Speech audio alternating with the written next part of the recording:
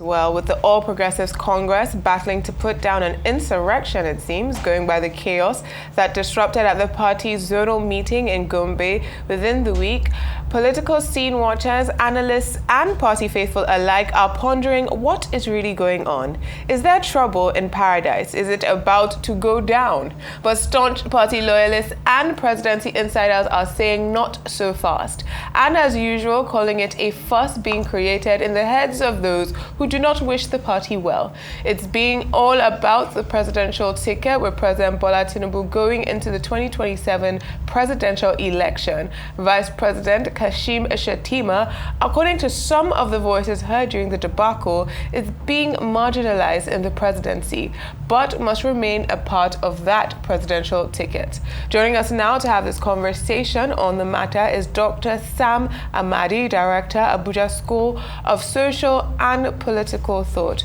Good morning, and it's good to see you on the morning show, Doctor. Thank you. Good morning. Good morning, Dr. Amadi. Good morning. Thanks for joining us. Now, let's go straight into it. Before the debacle or the melee that we saw in Gombe State, the president did say in the National Assembly while giving his address to the nation that he was happy to see opposition parties in disarray, but it seems he might have spoken a little bit too soon because it does seem that the APC is now facing their problems. Dr. Amadi, do you believe that the vice president is being sidelined in the presidency, and do you think that this is going to weigh in on the presidential elections as we head into the 2027 election season? Well, first, I think it was a bit of ironic, though, that the president, like you said, rejoiced and rightly said, I'm happy if the other party is in crisis because it's not my job to fix them. And then not up to a week, he got his own happening right there.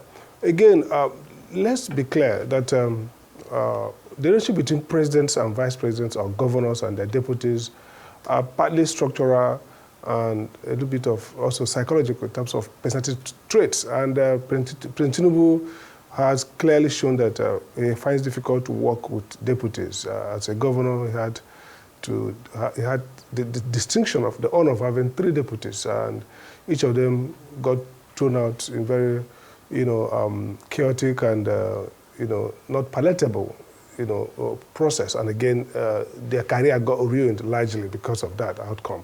Now we are dealing with something bigger than Lagos, and the idea, I think APC minders are right to say that at the level of picking a presidential candidate, you are picking a candidate. But again, conventionally, the language and the communication of endorsement will be very clear. Everybody knows that at this point, the president is the one who chooses the vice president. So even when we say, okay, who is the presidential candidate, it's not who is the presidential candidate and the vice at this point. But having been together as government, the normal language will always be Tinubu, Shettima. And so that omission, even though it might be legally not problematic, that omission is an indication of a certain language control arising from the reality of politics. We know that vice presidents sometimes suffer under the shadow of presidents, and relationships are not always that good. From Atiku and Obasanjo, we got to Jonathan and the other, which was maybe better, and then later Sambo. I think the best was Jonathan Sambo that didn't have so much crisis. Then Buhari. Under Buhari, we saw the Vice President Shibanjo, duteous, faithful. But again, it was clear that he was not perhaps getting all that he needs to have. But here, I think Shettima has been very, stoic, but the stories coming out is the one of displacement and possible replacement in 2027.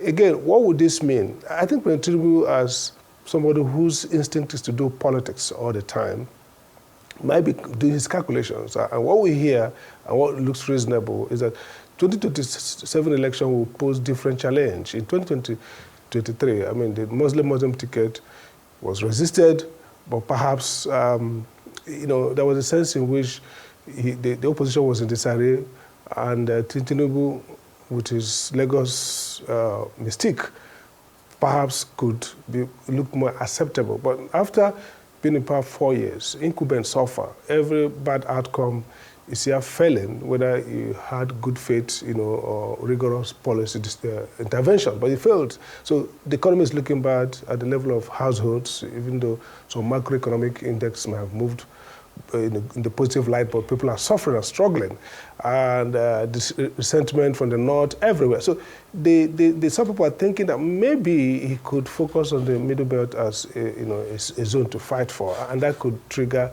a need to have a compensation in the form of maybe a vice presidential candidate. Those are all still conjuncture. But what is clear is that this election is not an election you want to, incur block resentment. And so fighting Shettima, which is now being seen as fighting the North or the core North, or however he's been described as constituency, is not good for them.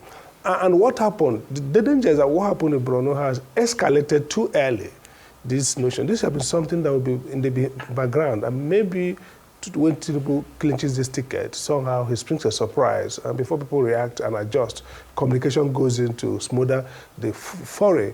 But they had shown the hand too early. It's not good for Shettima either, because this looks like now a fight in your face that, look, my own camp says I must be in this ticket, and this camp doesn't want this ticket. So it further damages the relationship between the president and his vice politically, and again, it puts the president under the spotlight that now they are reading him, and if he finally displaces or disposes of Shettima, it's going to have a bigger political blowback than if it happened, surprisingly, and then you could communicate that in a manner that people will say, okay. But here, it's like they are pitched for war. So it's a real bad, moment for Mr. President Tinubu's re-election.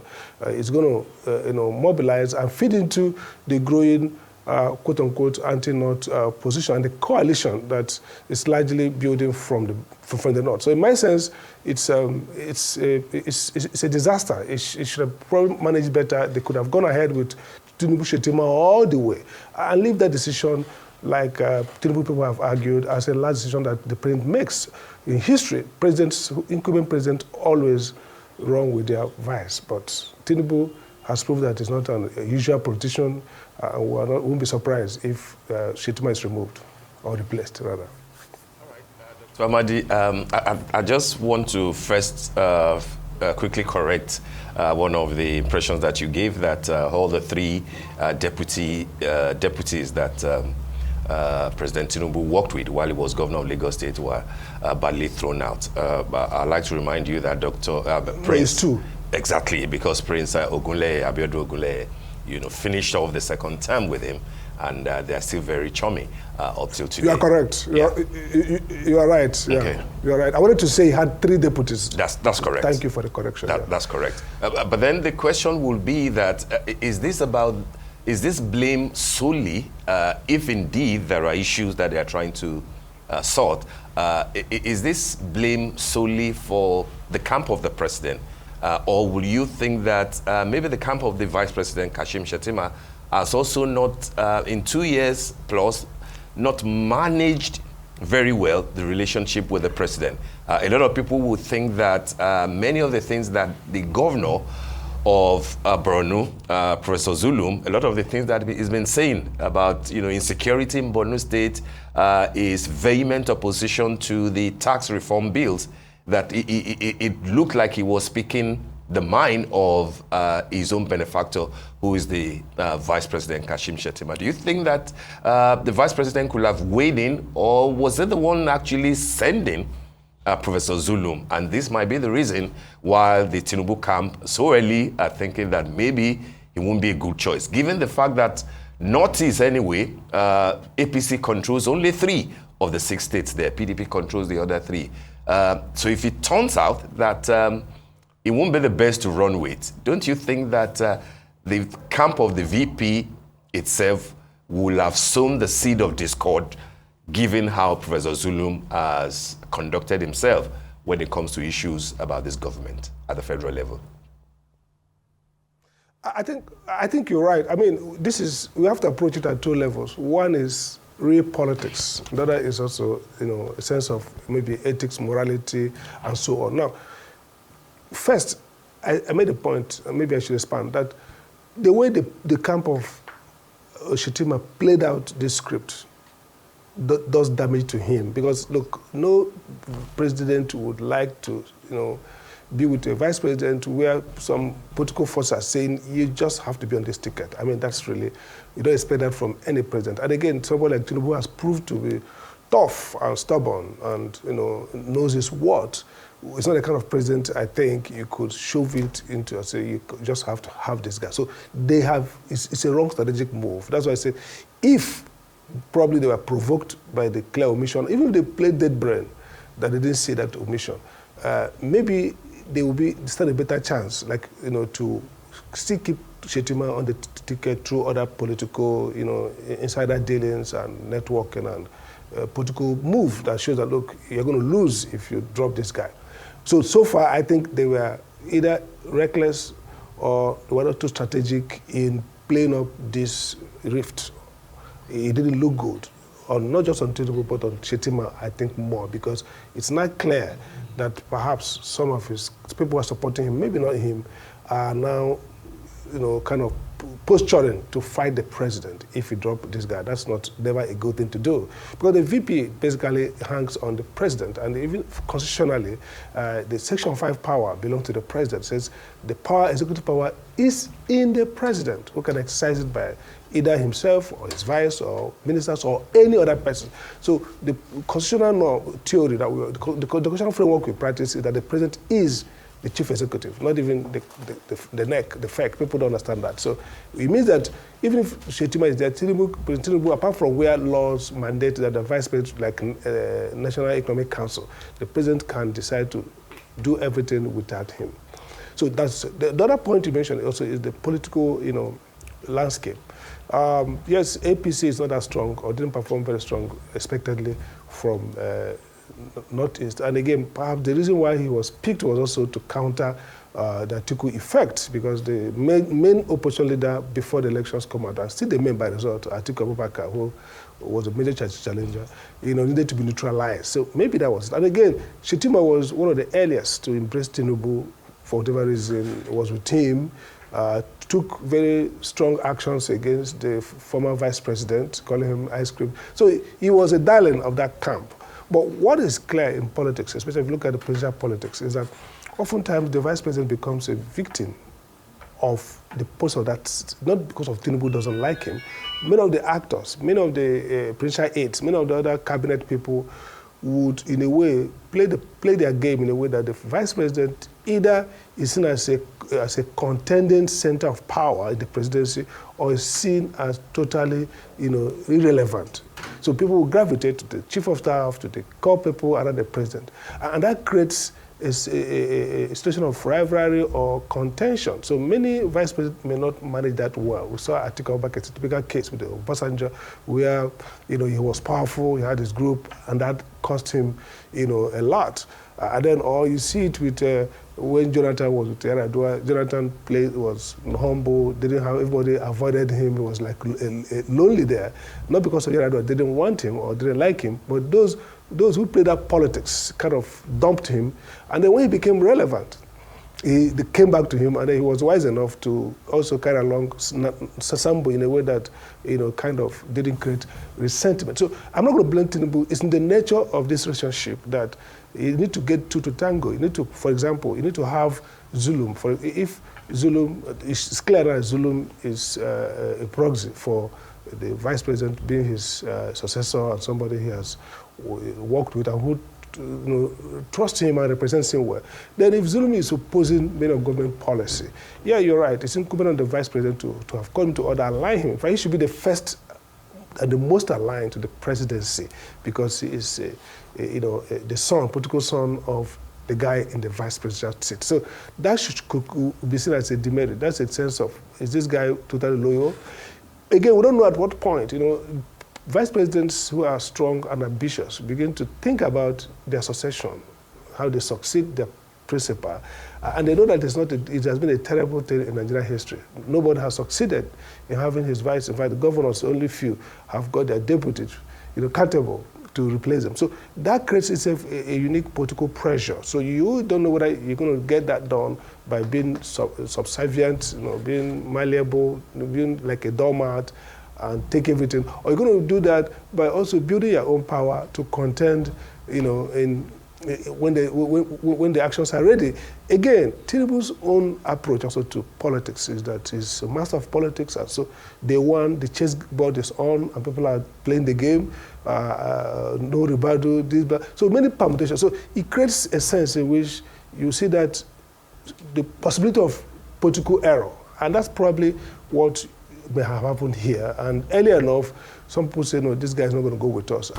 Information filters in the presidency so quickly, rumor, everything. So people begin to say, okay, if I'm not going to be part of this game, then I have to create an alternative power base, or I have to make sure these guys get to see that I'm strong and powerful.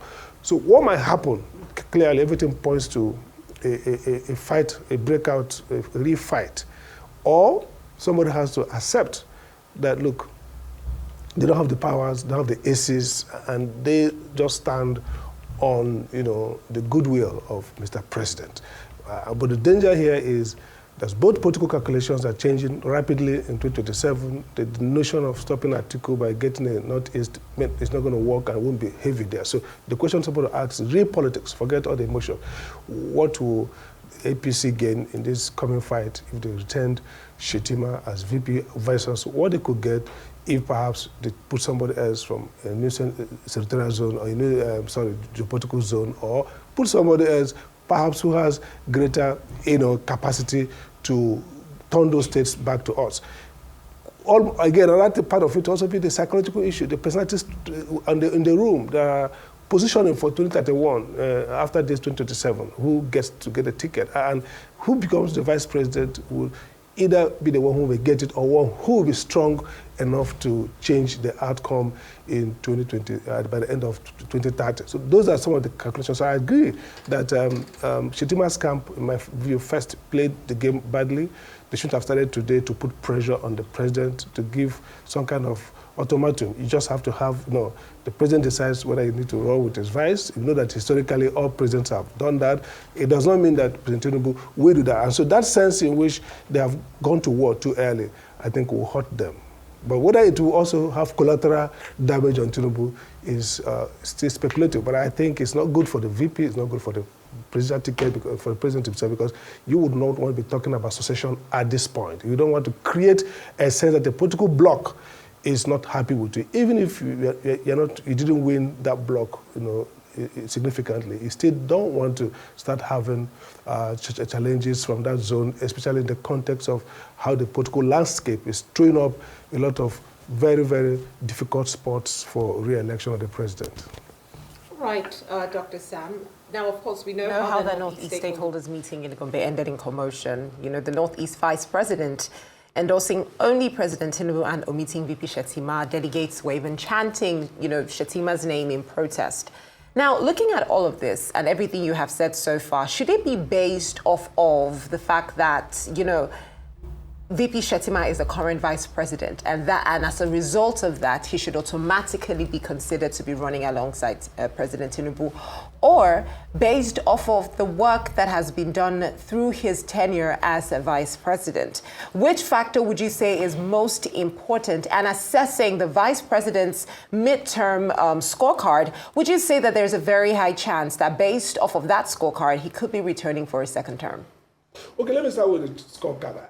The work of like I said, the VPs don't have a very clear established schedule of duty. It's what is assigned to them. So far, it seems to me that he has carried himself well. He has been, very good. He has actually amplified and provided, a clearer articulation of Tinubu's program. So each time he has spoken, he has not been found wanted. So in my sense, I will score him high that he has done well enough to be a loyal part of this ticket in terms of amplification of the views. He has not personally contradicted the message, and he has not been very quarrelsome or boisterous. So he has not damaged the ticket in any moral sense. So I think, yes, he has done well in that scorecard, because the scorecard of the VP is basically what he has been asked to do, how he has done it. Now, whether he has contributed to policy, in terms of economic policy making, whether his office has also been effective in dealing with political interventions, will also depend on how the presidency works, whether that presidency works collectively or whether the president and his team are doing the work and authorizing and delegating to VP. Now, the question around what should be the consideration for whether he remains in that ticket, in my view, I think, look, people say that the vice president, nobody votes for them. In developed democracies where the issues are clear, the VPs are basically two things they do. An idea that if something happens, an effective guy steps in. And again, oftentimes they are all part of, they bring in other policy arguments, special interests push them in. So like a coalition, you bring a vice president who represents, let's say you are white, male, you bring a vice president who is black, female, or Latino. Now the idea is that you are broadening the character of your presidency.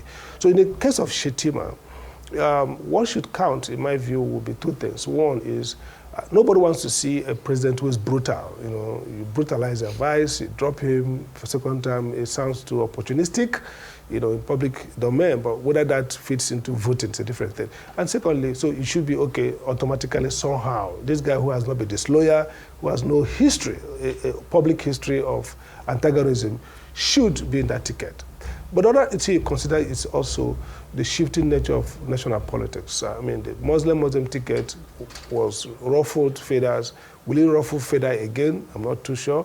But again, it might be a constituency. Say, okay, now this time around we've made a mistake and we are not entering into perhaps a more competitive campaign. We need to adjust. So that could be a constituency. Okay, let's respond to political realism here. We tried a yeoman job. We are bullish. It cost us something. Let's change it. It could also be that, look, let's change geopolitics. But really, you have to do the cost-benefit analysis that a brutal presidency that yanks off somebody who is seen as part of the team and loyal would pass a message that this is really opportunism writ large. But again, if that vice president is going to be a drag on the campaign, then you might say, look, we need to respond. So it's in a difficult situation. Many people would think that maybe on principle, you need to make that ticket more inclusive, especially with the history of Nigeria's religious conflicts. But again, so people argue in 2023, when it was actually part of Khan, Northern Christian, powerful argument, you didn't respond. So why are you responding now when it seems that everybody has seen the limitations or the reality of that ticket? So what makes it urgent to throw away this guy on that basis? So that will not be convincing. If you look at political potential, you know, who can bring the votes, people generally don't think VPs are that influential in who they vote for, because the history of vice president have not been very consequential, really. But again, it depends on who comes to the ticket. So it's a lot of issues to consider. But I think that most Nigerians will say, if this guy has not been disloyal, if this guy has not done something really outrageous or outlandish or something hurtful, then keep him in the ticket. That has been the pattern. But the politics changes. That's the way I look at it. Thank you, Dr. Amadi. Now, you said that, this idea of keeping the same ticket, especially when we say we want a more balanced ticket, possibly that both Christians and Muslims are represented, that in 2023, the arguments didn't hold, so why 2027? But I want to ask, has the calculus for 2027 changed? Primarily because the president, the APC, seem to get a lot of the support in the North Central rather than the Northeast, and also considering the reports that there is a new party forming, the ADA, that's a possible that the coalition between Nasir El-Rufai, Alhaji Atiku Abubakar, Rotimi Amechi, and others is coming together to form their own party. Do you believe that the calculus for 2027 for President Tinubu would be different, and therefore that he might need to remove his vice president to get a stronger foothold in the North Central? And also considering Tinubu's recent moves and the recent defections that we're seeing, mostly in the South, the governors of both Delta and Akwa Ibom have now left the PDP for the APC. It seems there is consolidation of power for the APC in the South. Do you expect that will happen in the North Central, and do you expect that the calculus is different now? Yeah, I think it's slightly different. You're right. Okay, so let's take the North Central. The North Central was a zone. Tinubu won the North Central because of Niger State, and I think Kwara State, Kogi State, where he did Kogi, Kwara, Niger, he did extremely well. Obi won Abuja, Plateau, Nasarawa. So Atiku basically was missing in the North Central. Okay, so the North Central is also a place that Tinubu will fancy that they could win more because this government has been better to Middle Belt than minus the attacks by headers, terrorist groups from Benue and Nasarawa, where the government has played politics than being, decisive. But if you look at Nigerian politics of POC, allocations, appointments, head of the military, Kuka, pro-chancellor, citing of universities in southern Kaduna, the governor of Kaduna doing well to create a sense of inclusion. I think there's a lot that the president can build on, and getting a vice president from that zone, especially if a P2B is not running or is not even strong, could sway a lot to get some of the Middle Belt Christian votes back to the ticket. So I think any Tinubu strategist would fancy that an option and say, look, what do we lose if we have a Muslim Southern Tinubu and a Christian North Central, which is a zone that has unfortunately not had anybody as vice president or president since 1999, just like in the Southeast. So the Northeast and the Southeast are two zones that could say they've not got that opportunity. So if Tinubu picks somebody, a Christian from North Central, I think it will enhance the inroad that but the question then is, what could it cost Tinubu? Because election is plus minus. You add, you look at what you are subtracting. Did the Muslim ticket play big? Giving him major wins in some of the Muslim-dominated Northeast, Northwest. It seems to me, yes, that as part of all the propaganda, the issues that came up, some of them very true, some of them not true against Tinubu, that the idea of Muslim strengthened that ticket in the corner zone because they felt, oh yes, Nigeria is governed largely by religious enthusiasm and fanaticism and sentiment more than real economic, political outcomes that people get every day. But the other argument that having seen this the last 2 years, that enthusiasm that the Muslim ticket would simply mean maybe writing Quran on Nigerian constitution didn't work out. So there's some realism that, look, maybe this is not really what we want. Maybe we misplace our faith. So if Tinubu pulls away and get a Muslim, Christian, one can argue that it will probably not hurt him much with northern voters who may have other reasons to stand with him. So I think that this, in politics, it's like you're doing analytics. You place values on odds and factors. And I hope that the value you place on factor, the value you place on what a North Central VP can deliver really happens. Because if we misplace those values, they will get the wrong outcome. So I would say, yes, it's really an attractive option to say that gives us North Central, and if we're able to win South, the South, the entire South, then we can do very well in the Northeast and Northwest, and we'll have the election. But again, this is the issue here. The people are not factoring the fact that voting in Nigeria, as people get wiser, more educated, as younger voters who are not enamored of ethnicity and religion and all these calculations get into the bag to be illiterates. It changes. That's why a P2B could, in less than a few months, get a 6 million. I remember talking to some leaders of PDP then. I said, look, watch. They said, no, he can't get more than 2 million votes because they say, where is his constituency? Who are his senators, councillors?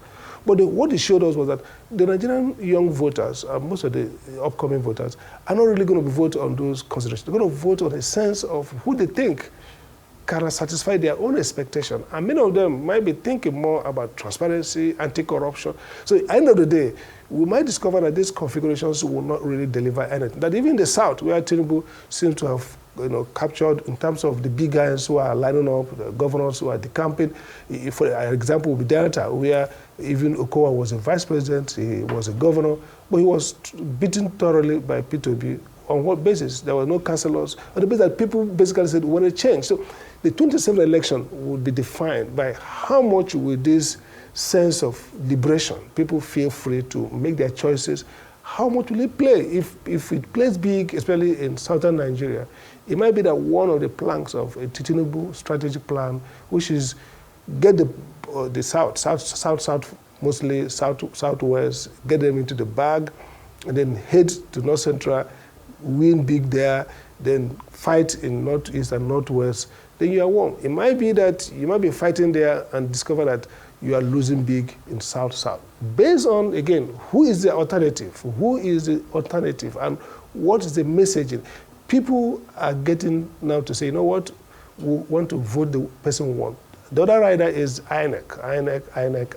We're going to have free and fair election. If you do have free and fair, meaning election where votes are counted, accurately reported, result declared based on those votes, not based on any technology hitches or whatever, then it might be that essentially these calculations go off the roof. But again, I think it makes sense from a strategic perspective that the Tinubu would find a way to cut North Central, and so far he's doing fairly better than Buhari did with them in terms of appointments and support projects. He could build on that by giving them the vice president, and that might work for them, considering that they have suffered a lot in this country in terms of in the last, since 2015, they have been part of it, yeah. Definitely. Well, thank you very much, Dr. Sam Amadi, for joining us and for your insightful contributions today. Thank you, as always.